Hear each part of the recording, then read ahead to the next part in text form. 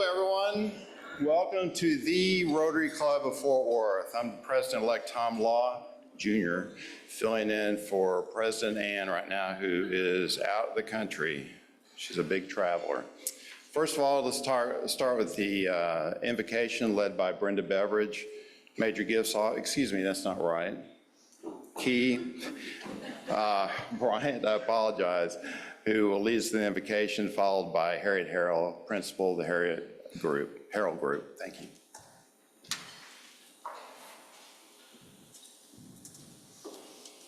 Please bow your heads.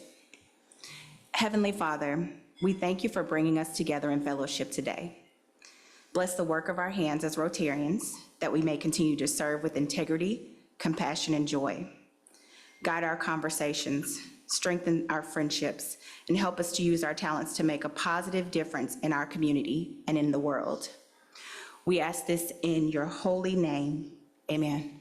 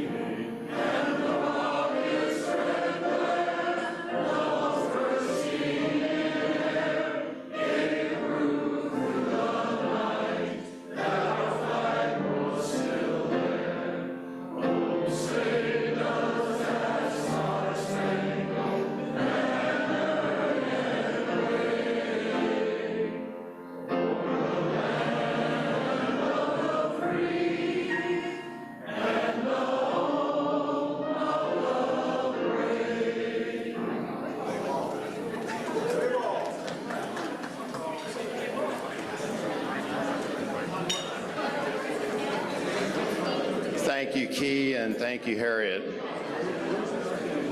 Okay, today we have some visitors we'd like to introduce. Becky Burton, CEO, Girl Scouts of Texas, Oklahoma Plains, will tell us about them. Becky? Thanks. Thank you, and welcome everybody. Today we have Merritt Bush, guest of Michelle Krim. If you'll stand. Sally Parmalee, guest of Robert Parmalee.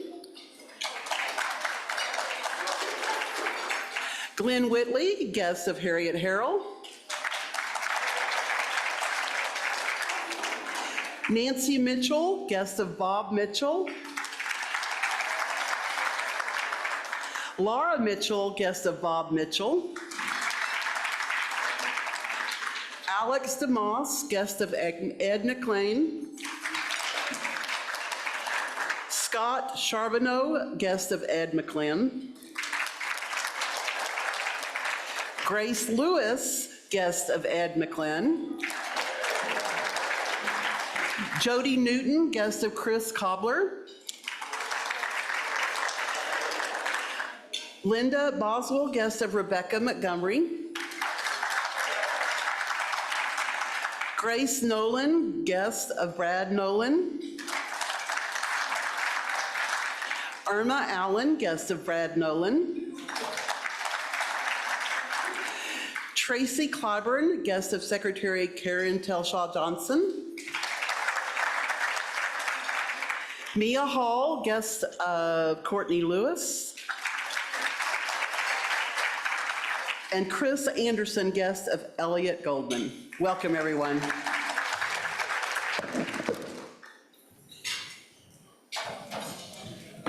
Thanks, Becky. What a great turnout. We've got a lot of guests today, and to all you members that have brought them, thank you very much. Let's keep on doing that and tell them more about the great Rotary Club of Fort Worth.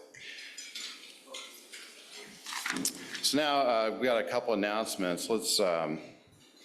I want to recognize Rotarian Jeff Postel, CEO, Postel Group, LLC, who was featured on the cover and inside of Fort Worth, Texas, Fort Worth Magazine, Fort Worth Inc. magazine for his not-for-profit group, Building Pathways. Jeff, are you here today?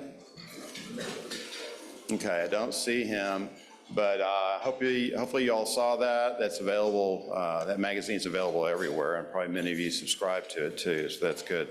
So now it's time for the four-way test. If you all will join in that.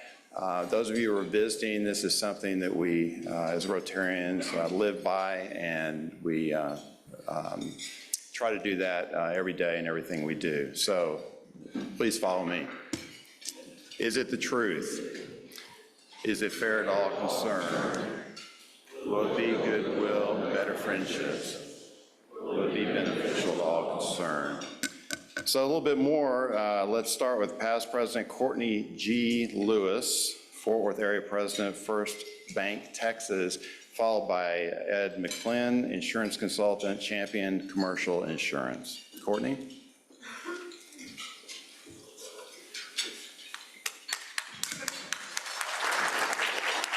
Thank you for the warm welcome. So I have a golf committee announcement. So of course I'm wearing my green jacket like past President David Campbell always does. So yay. So we are hosting the Crazy Pants Golf Tournament next month. So we're within a month of our tournament. So we are gathering our teams, individuals. We are officially sold out of the sponsorships levels that come with teams. We have a couple other sponsorship levels available. We're looking for 9 teams, 6 hole sponsors, and 3 individual players to play with Brad. Brad has signed up as an individual player, so I need 3 Rotarians to come out and play with Brad. Let's not make Brad play alone, or with me, because that's pretty terrible. So get your tickets. If you're not a golfer, come join us for the after party. We'll have entertainment, food, drinks, so you can come out, mix and mingle, socialize with your fellow Rotarians, even if you don't play golf. So I hope to see you all there.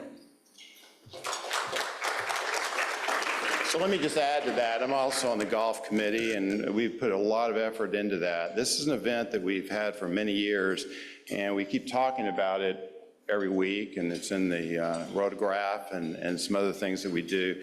But I want to remind everybody, all our fellow Rotarians here, that this is something we do all together. This makes up the Rotary Club of Fort Worth. It's an event, the annual Crazy Pants Golf Tournament. It's a big fundraiser, and we need everybody to assist. More important this year because it benefits the veterans at the James L. West Center, as we said, and some past members of this club are residing there at this time. Now, as I said, your participation is needed, and it's very important to the success of this event. We've got to have everyone out there. Now, you may not play golf. You may just hang out or have played at the 19th hole. That's where I've played, actually, many times, and still do, too. You may play golf, and you may not be a very good player. You may be a big loser, actually, on that. But I'm talking about at golf, and that's all we're really concerned about here, right? There's a lot of development around the golf course. Originally North is a beautiful golf course. That's where we're going to be playing this year. We have yet to break a window on any of those homes around there. That's it. So, and while other golfers, the really good golfers, have. So even if you're not a good golfer, come out and play. Now, those of you who don't play golf and you just can't handle it all, and you're not big losers, don't worry.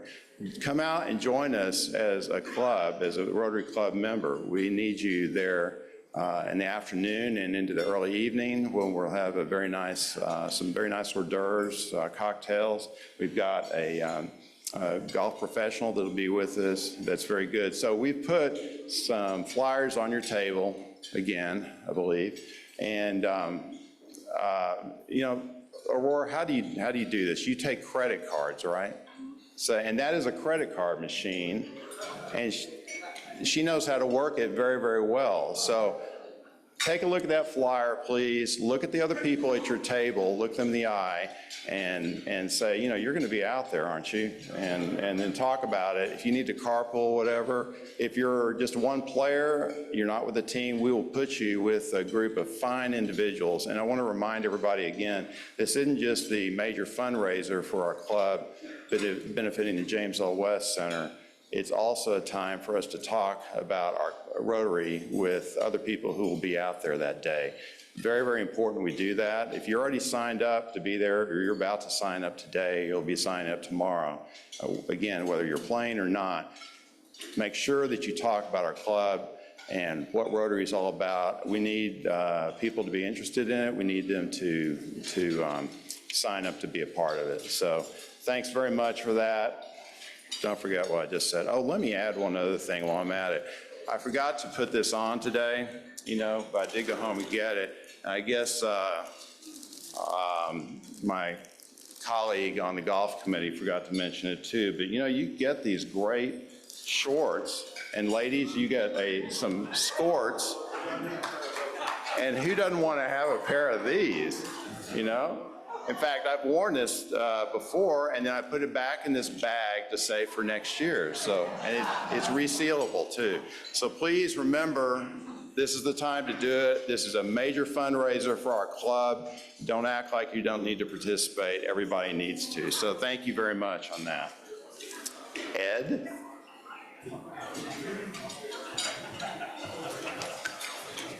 Tom, did you wash those after the golf tournament last year before you put them in the bag?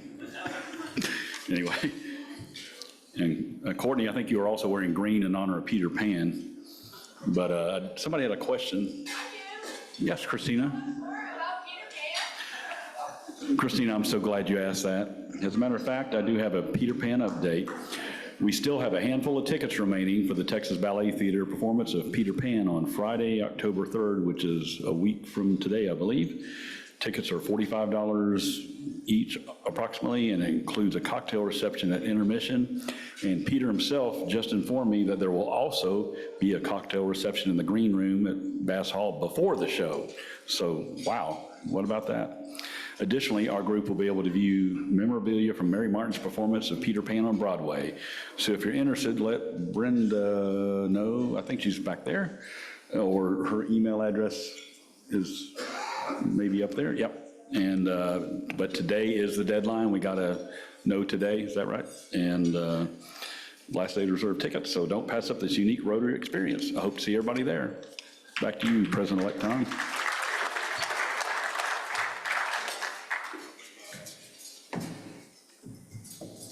And now we have Karen Telschow Johnson, owner and principal, Telschow, thank you, Johnson Law, PLLC. Thanks. To do some first readings for us. Oh, I don't want to say, I'm going to the Peter Pan event. That looks amazing. I sent you an email, so hopefully I'm on the list. Thank you so much. Because you don't get the opportunity to go to the green room at the Bass very often. So that's cool. That's a really cool to be a part of that. And I don't play golf, but walking around a golf course all day with my friends who do play golf, a few ringers who really play golf well, and chasing a drink cart, I mean, that's a day, right? It's a day spent well, and I get to spend all day with my friends in a beautiful space, chasing a drink cart, having a great time, and raising money for the veterans at James L. West. Can't beat that. Can't beat that. So even if you don't play golf, find a few friends that do and join us on that day. And so we have first two readings today. The proposed members are Sue Christoph, partner, Curie Capital, Classification Financial Services, proposer Jonathan Berry. Next, Tony Wilson, Executive Director, DRC Solutions, Nonprofit Community Development, proposer, immediate past President, Rebecca Montgomery. If no written objections are received in the Rotary office by October 3rd, these proposals will be given a second reading and voted on by the club. Thank you very much.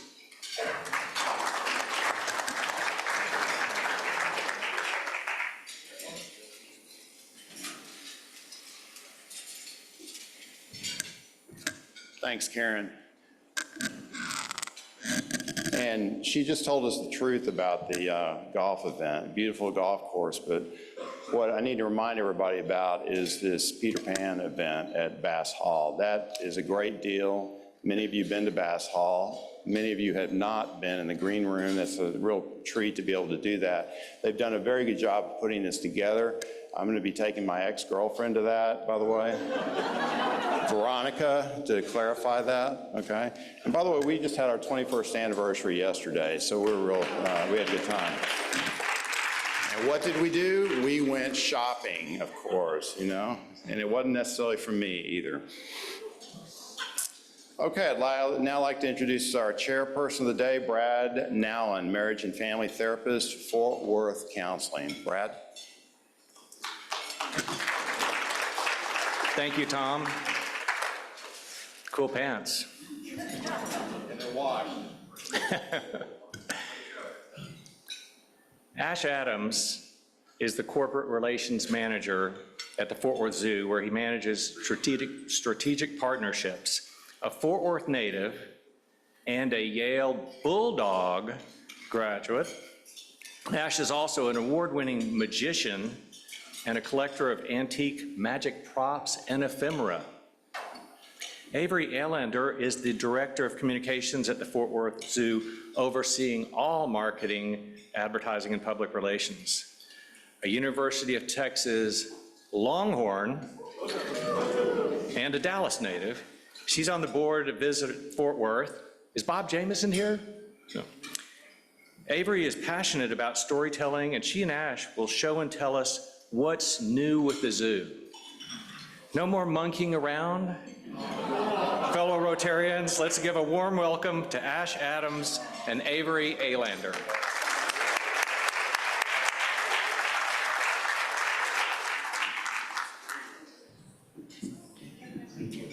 Oh, that's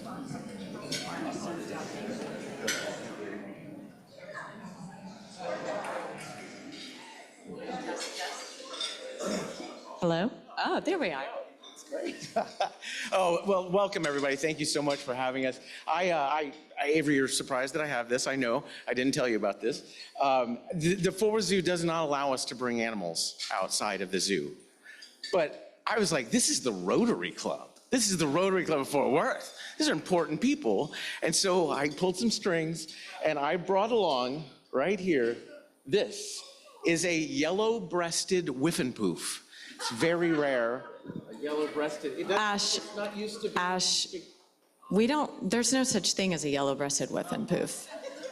Right. Well, then 1, 2, 3. Oh, there is. No such thing as a yellow-breasted whiffenpoof. How about that? And it's all downhill from here, you guys. So that's all we got for you. But no, we are very excited to be here today. We've got a lot of fun things to share with you all, so we're just gonna be moving right through this presentation so we can get to some really fun stories and some really fun things that are happening here at the zoo. You want to kick us off? Kick it off if you can hear me okay. That's great. Well, the Fort Worth Zoo opened up in 1909. That's right. Let me get situated here so I can just read everything for you. 1909.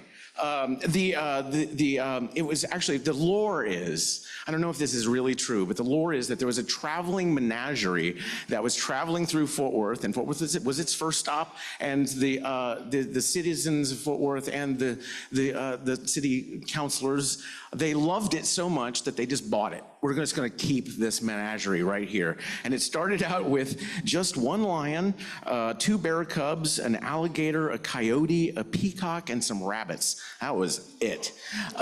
So it was also called the Forest Park Zoo when it first opened.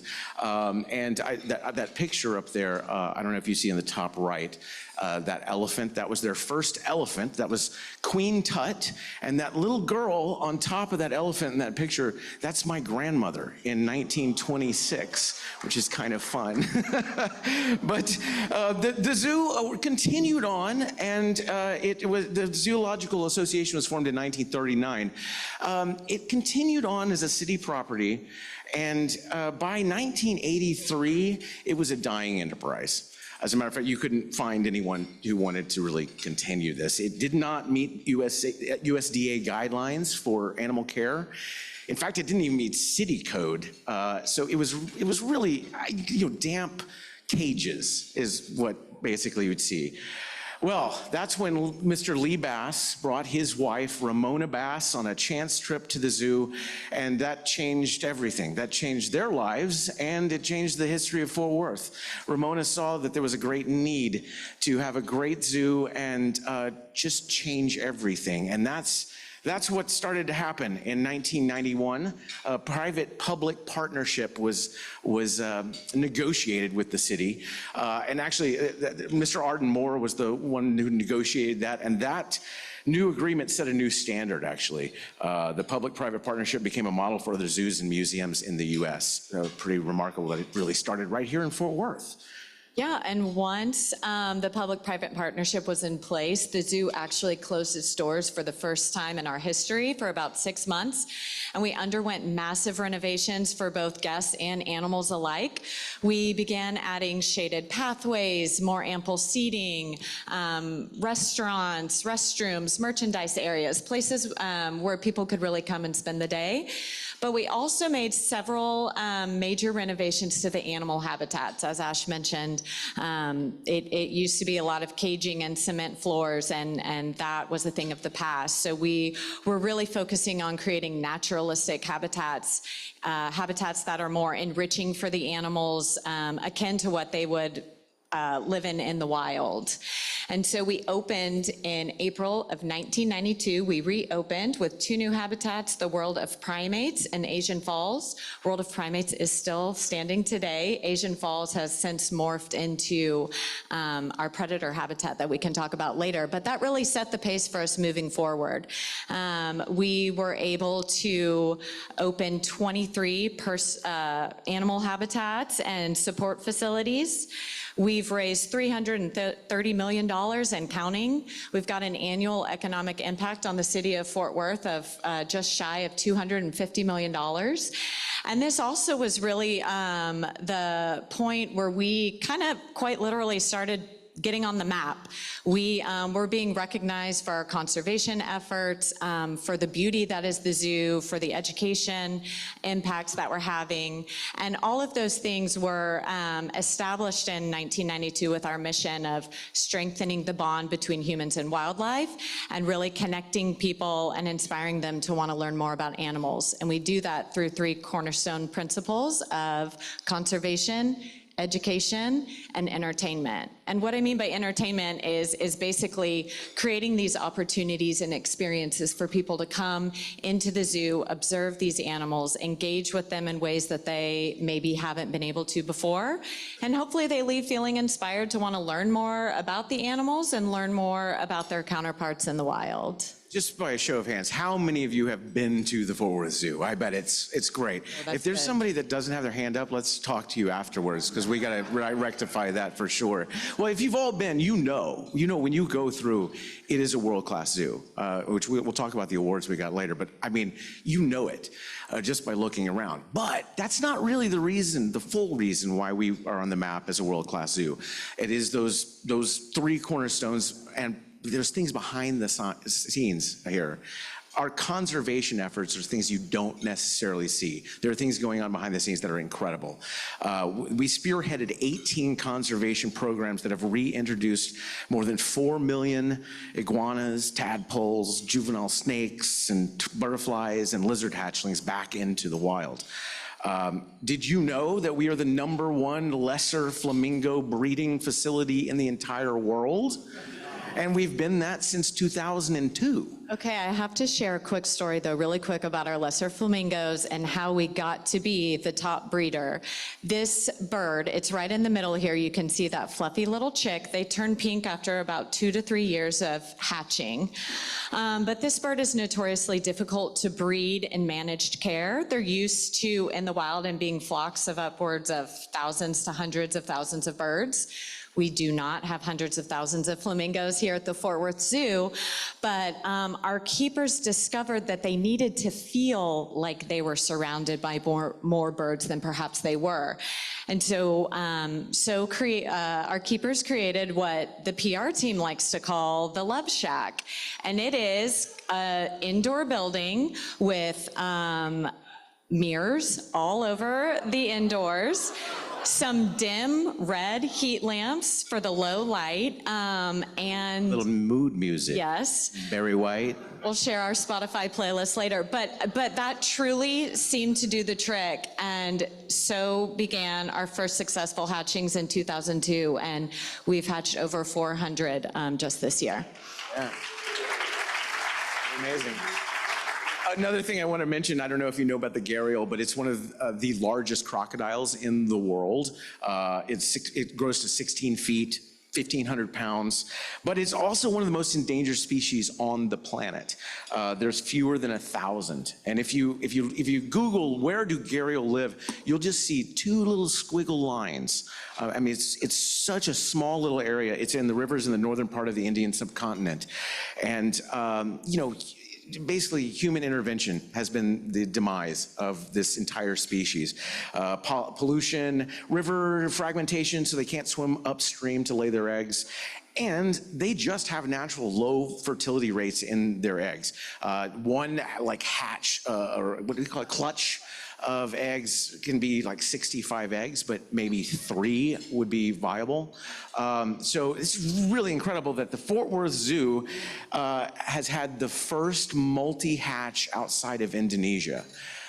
And we are the only breeding facility in North America that's had 3 consecutive years of gharial hatchlings. So I just wanted to mention that. That's one of the more spectacular things, and you can see those gharials on exhibit in their natural habitat, which is sort of state of the art. I mean, that's how that's happened as well. There's heat lamps kind of thing within the soil so that they have the right kind of conditions for them to hatch their eggs. It's pretty remarkable. Yeah, their habitat was built when MOLA opened in 2010, and the facility was created quite literally for these animals and with the ultimate goal of being able to produce successful hatchlings. So a little over 15 years in the making, but we're really proud of that program, and our keepers have done some tremendous work to be able to better understand the animal and understand what kind of special conditions they need and be able to implement those here in Fort Worth, Texas. These conservation efforts aren't just in the Fort Worth Zoo, though. We have 2 conservation biologists that work in Jamaica and Anegada. We've got 12 zoo staff that hold leadership positions in 36 different conservation foundations. 8 standalone foundations were formed right here in the Fort Worth Zoo, and they have provided more than $85 million for species conservation. It's pretty remarkable. And we've got a slide up here that has a few of those 18 different programs. You want to talk about? Yeah, I think you might notice the top in the middle well, they're both on a hand, but the little horned lizard, some of you might know it as a horned frog. It is a reptile. That's a Texas horned lizard hatchling. We are the first zoo to be able to pioneer, once again, keeping these animals literally alive in managed care and then reproducing them and being able to put them back out in the wild. And just last week, we had our successful annual release of these little critters and released more than ever before, just shy of 700. I think it was about 682 Texas horned lizards were released back into the wild. And then the photo over just to the left on the thumbnail, that is a Puerto Rican crested toad, but you are looking at Olaf, which is the world's first Puerto Rican crested toad that was created from frozen toad semen from a wild animal. And what is so special about that is The name Olaf. right, Olaf from Frozen. But what's so cool about that is our keepers were able to go out into the wild, collect samples from wild toads. So we're not removing animals from the wild. They're able to stay where they live, where they're used to being. And that also increases the gene pool and giving us a greater selection of animals that we can use to keep the genetic diversity of these toads growing. So that is really special science, and the samples come back to the zoo, and I'm really simplifying it here though, but it's essentially like an IVF process, and we've got a conservation biologist and a reproductive specialist on staff who can do some pretty incredible work. We could pick any one of these programs and talk an hour and a half on one of those things. So there's so many more. The kangaroo rat, I love that. that. That's one of my favorites. It's the only zoo with a breeding program for the kangaroo rat and the first to breed one under human care. That's one of those. Anyway, we should move on because there's so much here that we're going to have a hard time keeping it. We're going to do it. We're going to do it. We got this. Hello? Oh, there you go. Thought my mic died. Yes, moving on. Education, another cornerstone principle here at the Fort Worth Zoo. So we not only are educating millions of guests as they walk through our gates, but we actually have a full-service education department on site. And we are interacting and engaging with children as young as 6 months with our recently begun Cub Club, a little education program for your tiniest tots, all the way up to high school age students, where we've got a variety of careers camps and programs where high school students can learn more about a variety of careers here at the Fort Worth Zoo. We see nearly 80,000 children in our summer camp programs. We are a certified autism center. Our staff is certified to work with a variety of children who may have sensory sensitivities and special needs. All of our education staff are actually certified teachers. That's something that is not actually a regular occurrence at other zoos, so we're really proud of that. And then lastly, we're able to offer tickets and opportunities to several communities in Fort Worth who might not otherwise have the opportunity to visit the Fort Worth Zoo through our Wild Connections program. And in 2014, that's when the city gave us another plot of land. We're now at 64 acres. And we started in 2014, a $130 million capital campaign and building project. It was called Wilder Vision. It was done in 4 parts, and we are now reaching the end stage of the 4th part, which is pretty exciting. I'll tell you a little bit when it started. The first area that we opened up of those 4 parts was the African savanna. It opened in 2018. I love this area because it's unusual. You don't have separate, habitats for separate species. It really is like being out in the wild where all of these animals are roaming a field together. You have in that field lesser kudu, giraffes, springbok, ostriches, African bird species, all roaming around together. It's also the area of our most popular attraction, the giraffe feeding, which is on the deck that's around the African savanna. If you walk on around there, you'll get to Hippo River, which has both an above water viewing kind of capabilities, and then you walk down a little bit more and there's a 70-foot long glass wall where you can be watching under the water with the hippos, which is pretty awesome. There's multiple yards. As you continue around from the hippos, you'll see there's multiple yards for the critically endangered southern black rhino, which is one of those foundations we set up, the IVF, the IRF. IRF, International Rhino Foundation, is one of 7 conservation nonprofits that actually began at the Fort Worth Zoo. They now kind of operate independently. They're all independently run conservation organizations that are doing work with wild populations, but our staff is still involved on many levels, and we're still contributing resources and funding as well. Fun fact about the African savanna, it used to have zebras, but not anymore, because zebras are mean. They're mean. They were kicking our birds, so they had to go. Yeah, but it's not all bad news. Keep watch. I hear the zebras coming back, so you can be excited about that. But I can't tell you anything about that yet. You didn't hear that. No, right? No, that's a secret. So moving on to the second stage in 2021, Elephant Springs. This is a really remarkable area too. Water is a big feature in this. And there's it also won. It won big awards. This is one of the award-winning areas of the zoo. The Theo Awards for Outstanding Achievement in 2022. That's one of 6 awards in the U.S., the only zoo to get that award. That's the Themed Entertainment Association, if you didn't know.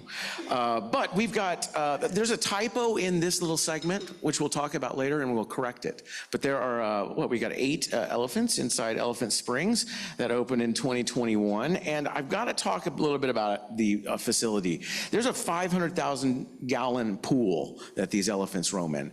What you don't see is the giant building behind the scenes that it filters this 500,000 100,000 gallons of water daily and all the time. There's a lot of things you don't see that are behind the scenes that make our zoo unbelievable. That's why we want to share them with you today.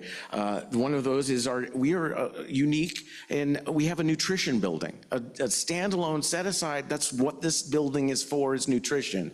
We have 7,000 animals in the zoo, and so they create 1,033 diets every day for this zoo. It's remarkable. But there's another building that is standalone, and you've probably seen it driving down University. Iggy, the iguana, sits on top of it. That is the Burnett Animal Health Center, and that's an important thing as well, that a lot of zoos don't have this kind of state-of-the-art hospital. One of the reasons I brought it up in this slide is because the EEHV virus, that stands for elephant endotheliotropic herpes virus, which is almost as easy to say as acetaminophen, I think. It is the number one cause of death for young elephants. 68% mortality. Think of that. This is incredible. And well, with our news that we'll share at the end, this is important that our zoo has this capability of detecting this virus, because you can go 12 to 24 hours, no signs, and the elephant will die. And you have to test. So you get a blood sample, you have to send it off to a lab. Well, all of this takes time, and usually by the time they detect it, it's too late. We, thankfully, through a generous donation, have in our health center an in-house PCR lab that does all of this testing, which is pretty remarkable. Inside that hospital, they also make, just last year, they did 3,500 prescriptions and 4,599 lab tests. All of this behind-the-scenes stuff is a testament to our keepers and our facilities that really makes this a world-class zoo, and it deserves mentioning to you all, because I bet you didn't know. That's why we're here. Lot of stuff behind the scenes, but in front, if you guys have been to the zoo within the last couple of years, you'll see the predators of Asia and Africa. That is our third of 4 phases in this A Wilder Vision project, and the most recent one to open. And when you first walk in the zoo, this habitat has totally transformed the entryway of the zoo. It's the home of our big cats and wild dogs, hyenas, several bird species within there, but I would say the feature habitat is the home of our lion pride. Their previous habitat was up on the hill behind that rock wall, and we have been able to quintuple the size of their habitat. So they have more than 5 times the space, and that is to accommodate a growing herd. And we actually just announced 2 baby lions just last week, Imara and Tamu, super cute cubs that were born in June, and they have really just been a joy to watch, and it's really fun to see guests kind of stumble upon that habitat and not necessarily know that there are baby lions in there. So that's super fun to see, but I do want to keep going. Our current project that is under construction is called Forests and Jungles of the World. This is the 4th and final phase of a Wilder Vision, and we'll kind of transform that long path from MOLA, the Museum of Living Art, all the way down to Texas Wild. And we're not necessarily expanding the zoo, we're not expanding our footprint, but we are utilizing a lot of space that has been previously back of house areas, old engineering yard, and warehouse space. So I think when this opens, guests will be able to utilize much more of the zoo than they have before. You'll be able to follow the winding path, go up into the treetops, see the new home for our orangutans and our mountain bongo. And then we're also looking to bring in new species, which are the okapi and the red panda, which is one of my personal favorites. They're super charismatic. But there's no rest for the weary, because construction and projects continue. Once we wrap up phase 4, we will start taking a more active role in our Texas Wild renovations.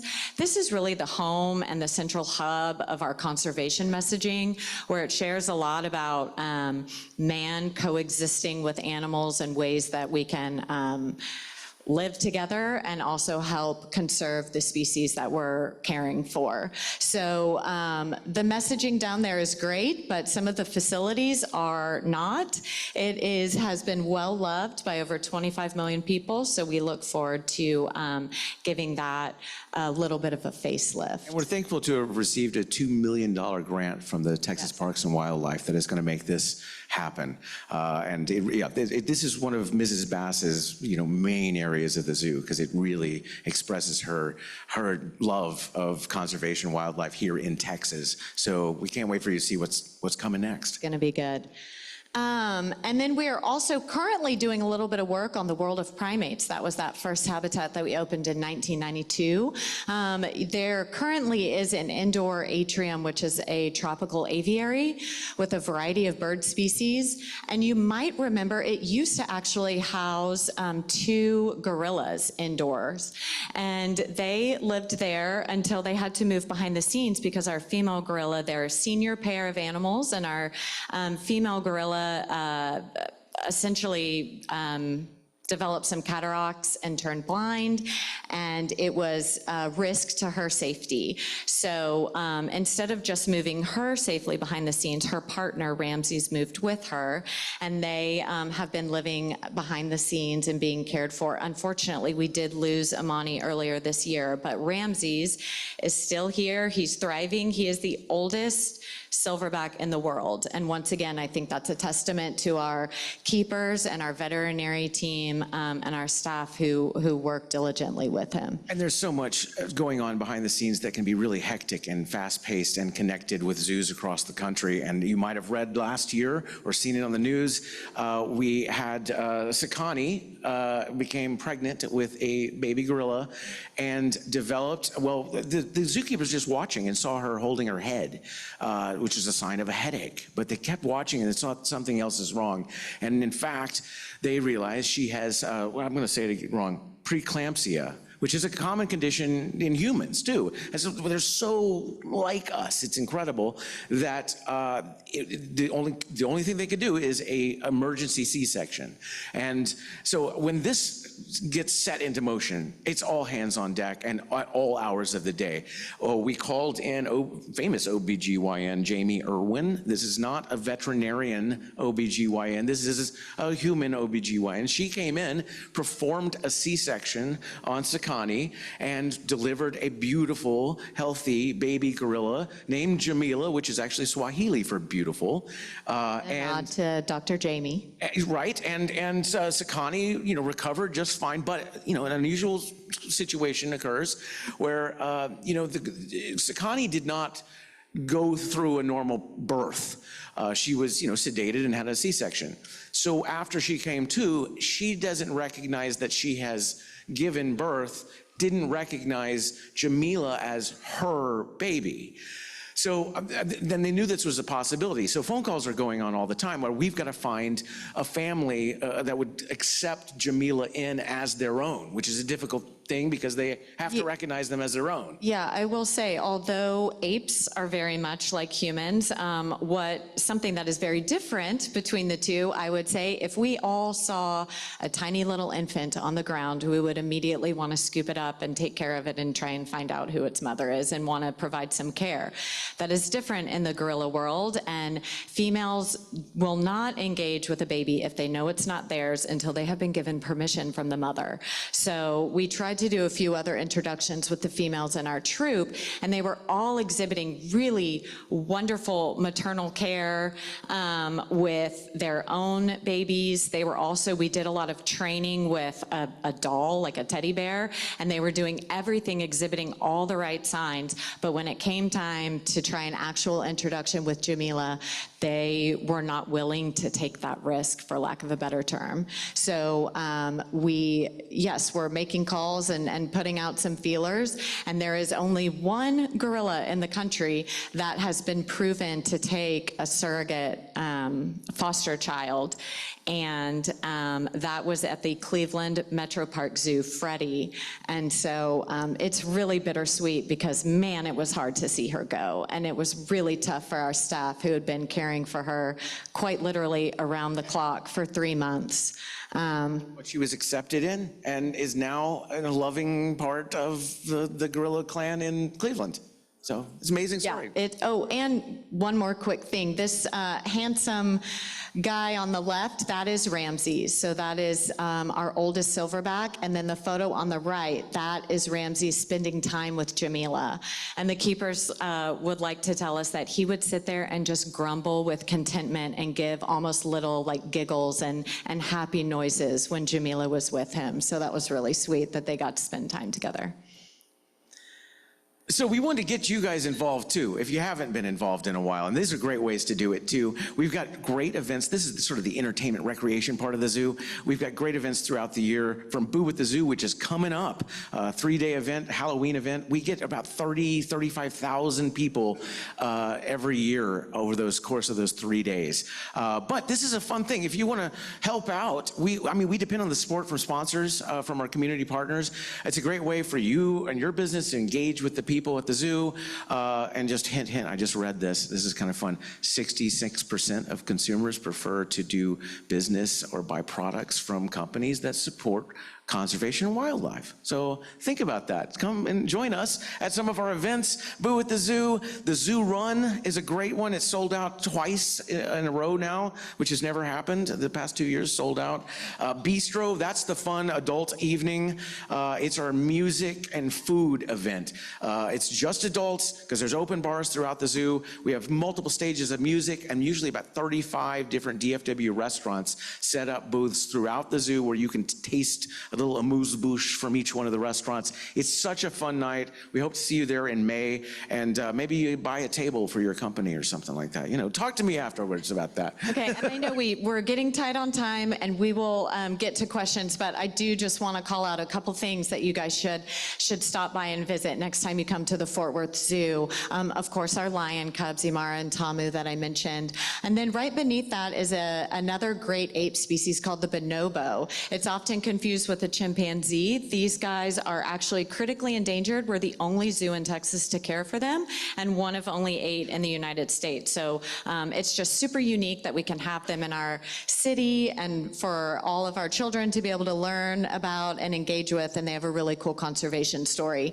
Of course, Salty, the saltwater croc up there, that's my favorite animal, so I always have to talk about Salty. He is a true bachelor. He was removed from the wild after becoming a nuisance animal. He was getting into some livestock and finding some meals there. And when he lived in his sanctuary in Australia, they thought he might want to mate, and he did not. He ate his mate. So they thought maybe he just didn't like that mate, so we'll try another one. And yeah, so after 2 mates, he's a bachelor, he lives at the Fort Worth Zoo, and we'll just let him be. He's also a movie star. There is a horror movie from Australia that he is the villain. Yeah. It's true. And then lastly, our 2 male juvenile elephants, this is Travis and Brazos, that you see together, and they actually have been spending more time together because Bluebonnet, one of our females, just had a baby elephant just a few weeks ago, and we announced her today. So Brazos needs to give Bluebonnet some time with the new baby, so he's been hanging out with his little brother. This is really breaking news, really is today. Avery's been up very early because Good Morning America was at the zoo this morning doing a live broadcast to announce to the world that we have this new baby elephant. So you guys are hearing it almost first. It was just a couple hours ago that was announced. So we can't wait for you to come see this baby elephant, but also help name the baby elephant. We've got a campaign going on online starting right now where you can vote on FortWorthZoo.org. There you go. So, Okay, do we have some, are we okay on time? Okay, great. Well, good. thank All you right, let me get guys. something out here then. Okay, yeah, we'll turn it over to you guys if you have any questions.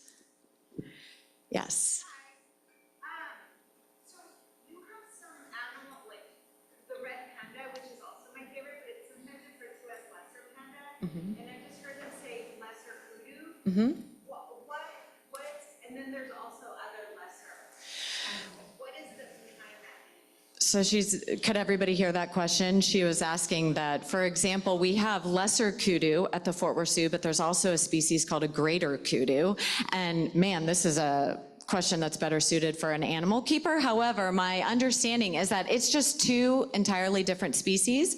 And with the lesser and greater kudu, it's a size difference as well. So they are two entirely different species, but from within the same family. That was a great question, and just so you know, for the best question, we're going to give away this plush Iggy the iguana, complete with a set of his hats. We got the cowboy hat, the witch's hat, the Santa hat, and the New Year's hat. So ask away. I think there's a gentleman over here in the back.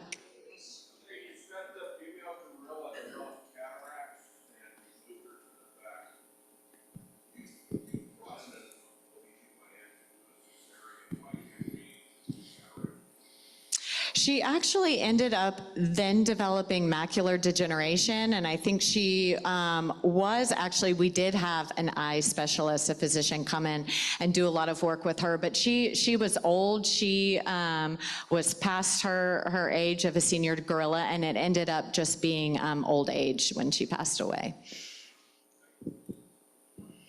No, Take one, Matt. this gentleman here. So, forgive me if you mentioned this, I didn't catch it previously. Two-part question. How many total animals do you have? And then how many total employees? Oh, yeah, that's a good question. Well, we have 7,000 animals in the zoo. Employees, I think, full-time 250, 260, 250. But then we have some part-time help, and that sort of fluctuates throughout the year, doesn't it? During our busier Seasons. times, when we get into spring, summer, that is when we get a lot of part-time help out in the park to work with us. But it's about 250 full-time employees. And yeah, and when we say full-time, there are people, there are security there all night long. And also with that Jamila story, there was a wait list of people wanting to get on the list of people to care for Jamila because she had to have full-time somebody holding her throughout the night because she'd wake up and have to be fed throughout the night. So we had people there all night long, alone in the I primate volunteer house. for things like this, and nobody ever gives me the opportunity. That's So, right. yeah. Oh, great. You guys knew that you had 100 years left to be in the zoo, and it's eradicated, there's nothing y'all could do. What would y'all do now differently, knowing you only have 100 years left? Did everybody hear that? If we only had 100 years left before the zoo was eradicated, what would we do differently now, knowing that we only have 100 years left? I would call a zookeeper and a veterinarian and a conservation biologist and see what they would say to put into play.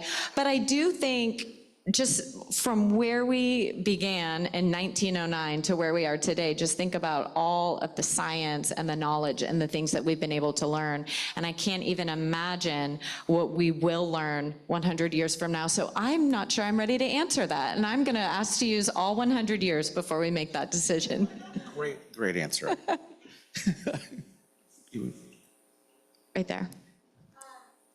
This is not as a serious question as that previous one. With cost and space, there were no limits. What animal would both of you like to see next? Repeat the question. If cost and space were not an issue, which animal would we like to see at the Fort Worth Zoo? Well, everyone always says pandas.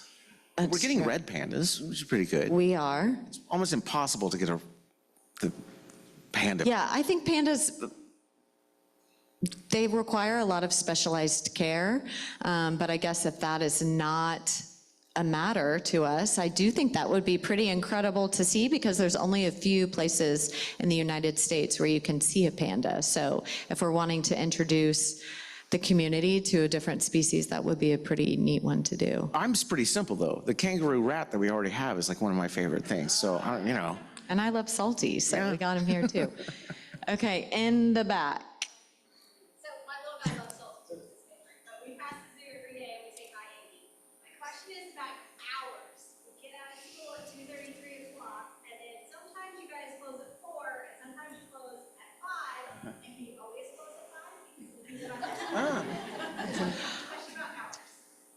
Well, beginning today, we are 10 to 5 daily.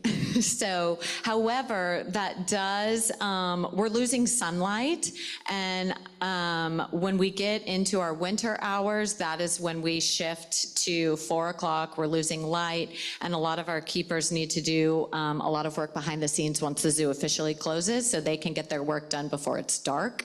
And then conversely, in the summertime, we open an hour early, and so we're closing an hour early, and that again is our keepers are in much earlier to do a lot of work, and so it's just kind of a labor discussion at that point. Check our website. It's always updated correctly right on the front page. So if you're wondering about today, just look there. She's been waving her hand the whole time, way back there. Fast question, how old is Ramesses? The question is, how old is Ramses, our male gorilla, and he just turned 56 in April. That's good. Okay, I see some other questions, but I can tell you they are not going to escape right away, so we'll have them around. So if you all would, just stick around for a moment afterwards, and we'll have some more questions. These are really good questions. I'm sure you all are evaluating that right now. Did you want to say something else real quick? We're just trying to figure out who's going to get the prize. Okay, well, I'm going to keep thinking, okay? But we really appreciate you all being here today. This has been very entertaining. This is obviously not your mama's or grandmama's zoo anymore. I grew up in Fort Worth, and I really enjoyed visiting the zoo, but it is, most of you who grew up in Fort Worth too will know this is nothing like it was when we were, meaning that it's so much better now, and it's just amazing the history on it too, which they touched on. So we really, I encourage you to go. Boo at the Zoo is always fun, unless you get scared of something, then, you know, it'll be okay too. And there's lots of candy there, I can tell you that, that's for sure. So it's a tradition of the Rotary Club of Fort Worth to honor our speakers with a donation to Rotary International Polio Plus Fund, furthering the goal of complete polio eradication. You mentioned that earlier, eradication, so that just came up again.